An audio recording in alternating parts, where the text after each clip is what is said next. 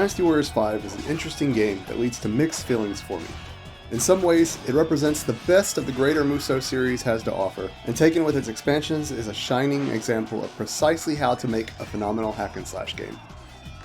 On the other hand, the game implemented some systems that I felt were steps backwards compared to Dynasty Warriors 4, which indirectly led to many of the issues I have with more modern Warriors games.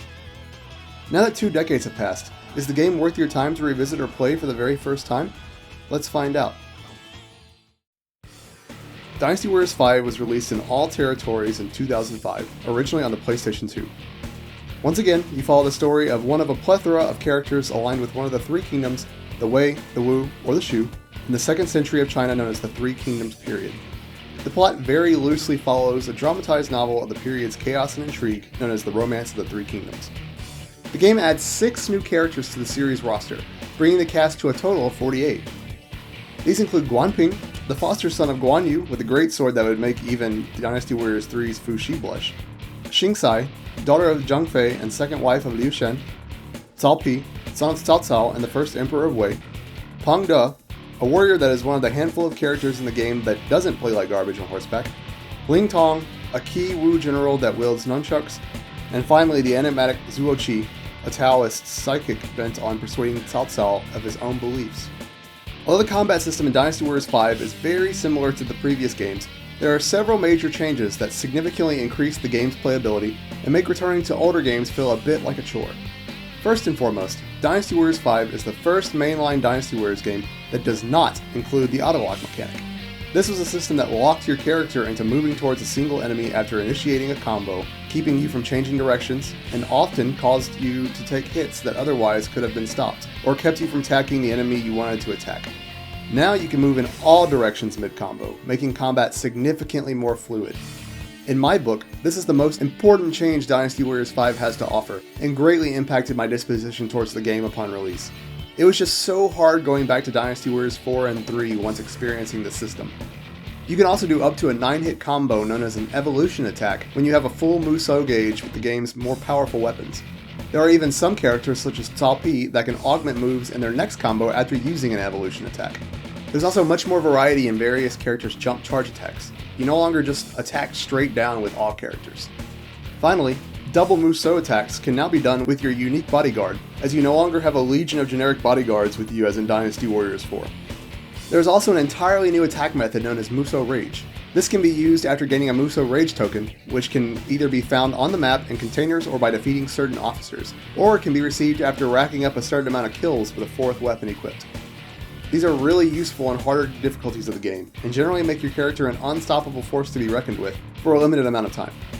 It's important to note, however, that enemy officers can also use Musso Rage attacks, and if you're not careful, you can be quickly wiped out during one, especially before you max your characters out or are playing on the game's harder difficulty.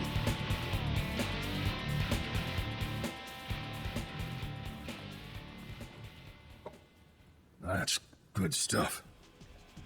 Some mechanics have been simplified or streamlined compared to previous entries, with mixed results. A ring now appears around horses when you're in range of mounting, so you no longer will have those awkward moments of jumping up and down right next to a horse for no reason. Unfortunately, duels have been completely removed from the game. These were a fantastic addition to Dynasty Warriors 4 that required higher levels of skill than the base game, and was also a great callback to Dynasty Warriors' fighting game roots. Had the system been tweaked instead of outright removed, it could have become one of the most fun aspects of the series, especially when considering multiplayer options such as online gaming becoming increasingly feasible at the time. Representing another change of questionable intent, enemies now flash red before using their special Musso attacks. This makes the game much easier, as you are almost never surprised with the more devastating attacks of enemies. It's still possible to die in game, but there are very few instances in the game where I'd be doing well and suddenly be flat out decimated by an enemy opponent. Taking a page from the Empire line of Warriors titles, bases are now a vital part of the flow of battle. Bases are typically guarded and not able to be entered until those defenses are destroyed, and in some cases can attack enemies with projectiles from a distance. Bases are broken into 4 subtypes, including attack, defense, and supply bases, as well as checkpoints. Defeating attack, defense, and supply bases will result in item drops that boost your attack, defense, or life or Musso meter, respectively. Defeating an enemy checkpoint will allow you to take control of that base, whereas other enemy bases will not fall under your control after defeating. When you conquer a base, the enemy's morale meter will fall, causing them to perform more poorly on the battlefield. Additionally, conquered bases will cease to use projectile attacks. Bases can also be neutral at the start of a battle, and will belong to whichever side reaches them first on the battlefield. I feel the system could have been implemented slightly more impactfully, but there's nothing inherently wrong with the system. As I alluded to briefly, the Bodyguard system has been completely overhauled, and for the better. You can now have one unique bodyguard follow you into battle, instead of an entire battalion of generic officers. A total of 8 bodyguards can be recruited at any given time, and each can grow in abilities the more they're used. As always, you can command your bodyguard to attack, defend, or wait. Each bodyguard has their own developmental potential and type. The higher a bodyguard's developmental potential, the higher their stats can become. This is broken down in a letter grade system, ranging from C to S. There are also 4 developmental types. These include Veteran, where initial abilities are high, but developing the bodyguard is difficult. Remarkable, where initial abilities and development are intermediate. Brilliant, where initial abilities are low, but it's possible to quickly develop the guard. And Superior, where initial abilities are high and it's possible to develop the bodyguard quickly. New bodyguards can be recruited after battles are completed via recommendations by Shuijing, and bodyguards with more favorable development potential and types are harder to come by. Each bodyguard also has their own elemental attacks, either fire, ice, shadow, or light. One of 6 weapon types can be used by bodyguards, and the type denotes the bodyguard's behavior. Those wielding a sword or spear can assist you with their own Musso attacks. Bow and crossbow wielders can use charge attacks, and those wielding staves can aid you with a less powerful charge attack that has a wider range than those using bows. Finally, bodyguards wielding fans have the ability to heal you. Each bodyguard can also have a handful of special abilities. I won't list all of these, but they range from being able to heal or buff themselves mid-battle to making ally morale drops less likely. This new bodyguard mechanic was an interesting concept that finally made the guard system feel less like an afterthought and more like its own fleshed out subsystem. This is also the first game in the series to have a step backwards for enemy AI. Enemies are no longer aggressive or clever like they were in Dynasty Warriors 4 Extreme Legends. 9 times out of 10, even generals and lieutenants will do nothing but stand there and take your attacks. I understand that feeling like a one-man army is one of the features of games like Dynasty Warriors, and to some extent, I'm fine with this philosophy, especially on the game's lower normal difficulties. But giving enemies tons of health for tanking so that the game becomes a chore while dropping the health and stat buffs to drop almost 0 is not what should constitute a harder difficulty in my opinion. Wouldn't it be cool if at normal and easy difficulties, Dynasty Warriors played like it always has, but on the harder and chaos difficulties, enemy AI and aggression were ramped up to the levels of that found in Ninja Gaiden or Devil May Cry? This is all just my personal opinion, and I'm sure that there are many that will disagree, but I feel like this was a step back in the AI department for the series, which has only gotten worse over time. It also represents a fundamental change in game philosophy that I feel was a misstep for the series. For the death of my brother, who must pay? With that out of the way, there's still a lot to like here. Dynasty Warriors Story Mode ditches the faction-based stories of the previous game for more personal ones. Each character now has their own 5-stage story to progress through, each giving plenty of insight into the character's psyche and complete with an extremely well-made pre-rendered ending.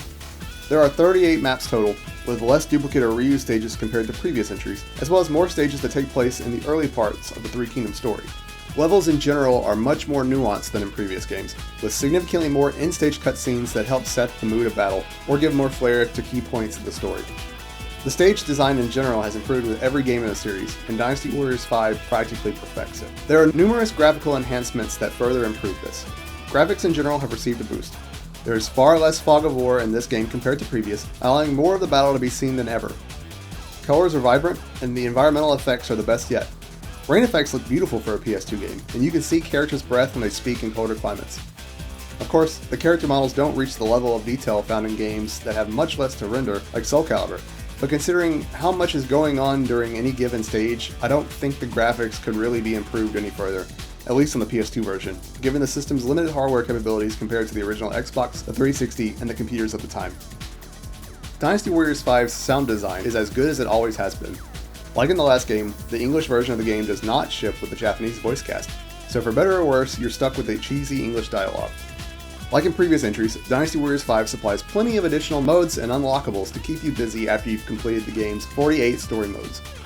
As always, stages can be replayed with any character in the game's free mode.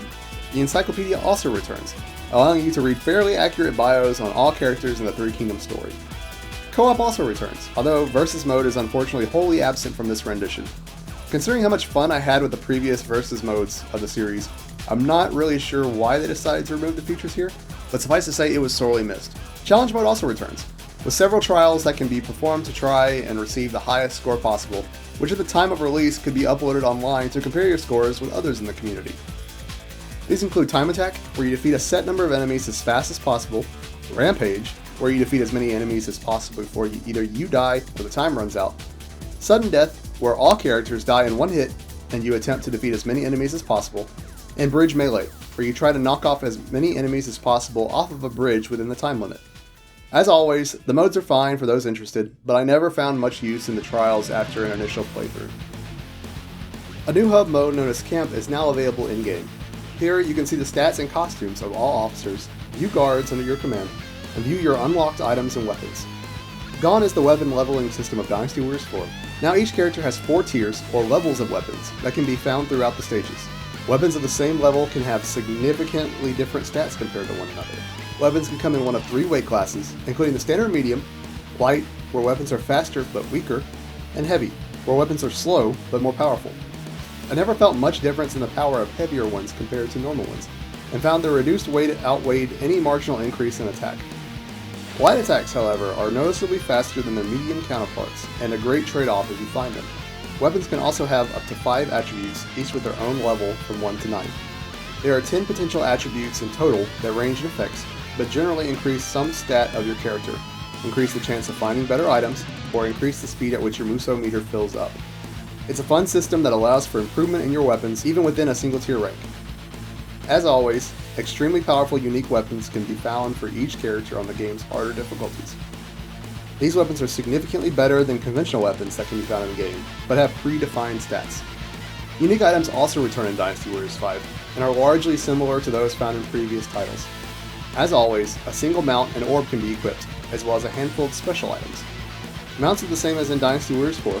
Red Hair, the swift steed of Lubu and Guan Yu returns, Leo Bei's Hexmark, which boosts the rider's luck. Elephants also return as a mount if you hate all that is good in this world. Cao Cao's Shadow Runner returns, a very useful black horse that is nearly impossible to be knocked off of, as well as the Storm Harness, a not so useful yellow horse which boosts your mounted attack. It's a nice variety, although I'd only ever consider using 3 of them in normal play. Orbs can be equipped that add elemental effects to your character's attacks. Orb types include Fire, which inflicts continuous damage on enemies, Ice, which may freeze enemies for a given time, Shadow, which may instantly kill foes at the expense of your Musso gauge, and Light, which inflicts damage on enemies even while they guard. It's a nice variety, although I would choose the orb types found in Dynasty Warriors 4 over these if given the option. Dynasty Warriors 5 was released on a variety of systems, each with their own quirks. As always, it's unfortunate that the PS2 version is the best version of the game in terms of content, while also being the worst in terms of graphics. The Xbox version looks and runs noticeably better, but lacks the Extreme Legends expansion pack that adds a ton of content to the base game. There was also an interesting version released only in Asian territories for the PC and 360 known as Shin Sangoku Muso Special, which incorporated elements of both Dynasty Warriors 5 and its expansion, yet lacked the edit and destiny mode features of Extreme Legends, arguably the best features of the expansion. This version also featured drastically better graphics thanks to the increased power of computer and 360 hardware, as well as English and Japanese voices. Unfortunately, I can't show gameplay of this, because I don't have access to it, but we did receive a 360 port of Dynasty Warriors 5 Empires, which is what you're seeing here.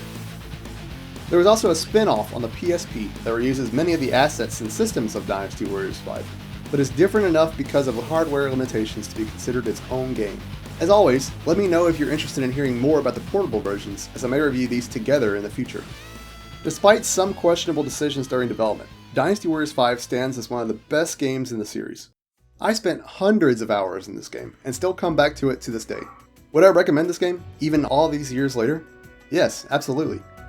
There are some things that I think Dynasty Warriors 4 does much better than 5, but there are enough improvements that I'd say this one is a better game to start with if you're new to the hack and slash genre. It's also the Warriors game that has aged the best in my opinion, thanks to the removal of the auto-lock function and more emphasis on the story presentation through in-game cutscenes. The game's pretty cheap nowadays, and you're sure to have a blast with whatever version you decide to try out. Thanks for tuning into my review of Dynasty Warriors 5. For gameplay of this and other Musso titles, check out my other channel, Jay Plays Archives, where I chronicle all the gameplay you see in my reviews. I'll leave a link in the description below. Also, if you like this video, be sure to drop a like, and don't forget to subscribe for more retrospective reviews of the Musso series. Let me know your favorite moments from Dynasty Warriors or other Musso games in the comments below. Thanks for watching!